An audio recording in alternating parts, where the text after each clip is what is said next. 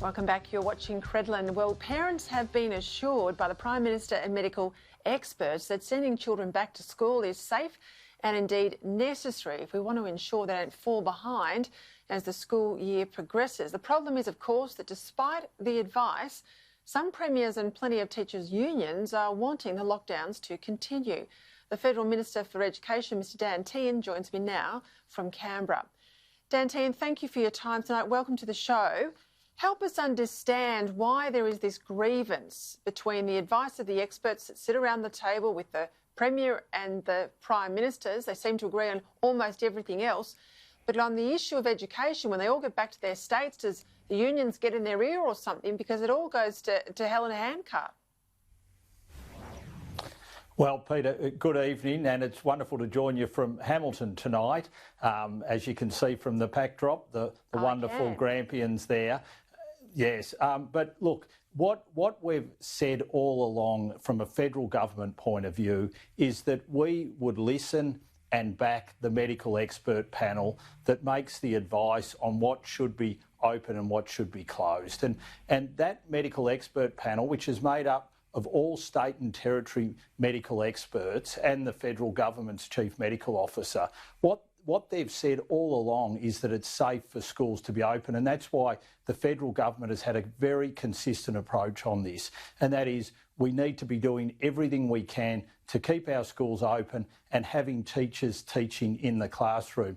Now, what we've seen is the Northern Territory adopting that approach, Western Australia to a large degree, South Australia are adopting that approach. So our hope is that we'll see other states and territories in the next 3 to 4 weeks also get back to classroom teaching. And I say to all teachers, you have an incredibly important role in helping us achieve this, because we want to make sure our children don't lose a year of education due to the coronavirus. We don't want them to lose a term of education because of the coronavirus.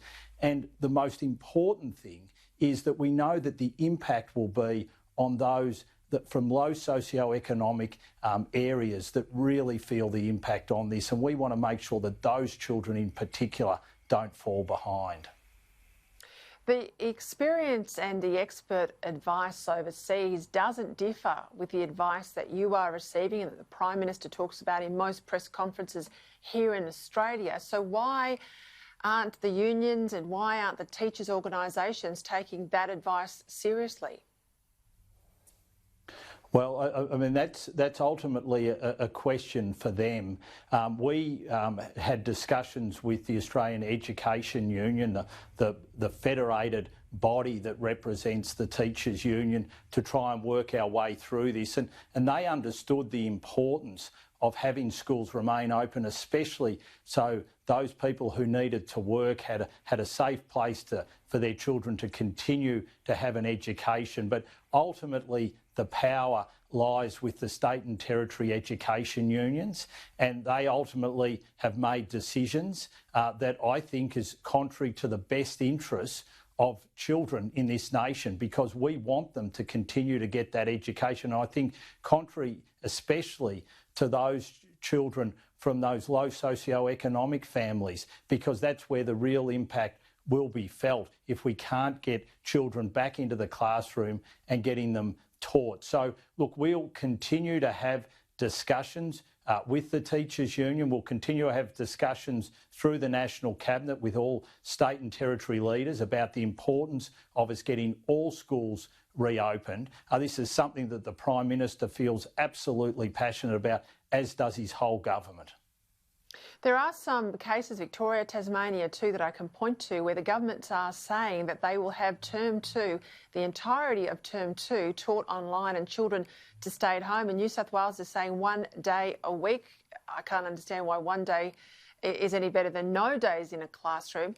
Are you at all hopeful, particularly if we see a relaxation in the next 3 weeks, as the Prime Minister seems to indicate, of some of these closures more broadly in the economy, that some of these states may change their mind? I am hopeful. What I'd love to see by the end of May is us going back to having our education being provided in the classroom by teachers. So I think that should be something that we should all aim to see. By the end of May, 1st of June, on that Monday, what we would see is the normal resumption of teaching in the classrooms for all year levels. I think if we can keep flattening the curve like we are, there is no reason why we shouldn't aim to do that. As I've said, it's already happening in the NT, in South Australia and Western Australia. Why can't we get the whole nation committed to that? By 1 June, let's have all our classes resuming, everyone being taught in the classroom. If we keep flattening the curve, I can see no reason why we shouldn't aim to do that. Dan Tehan, thank you for your time. And given that we won't be able to go overseas for some time, I hope people get down to that beautiful Grampians National Park there behind you. Thank you for your time. So do I, Peter, and great to be with you.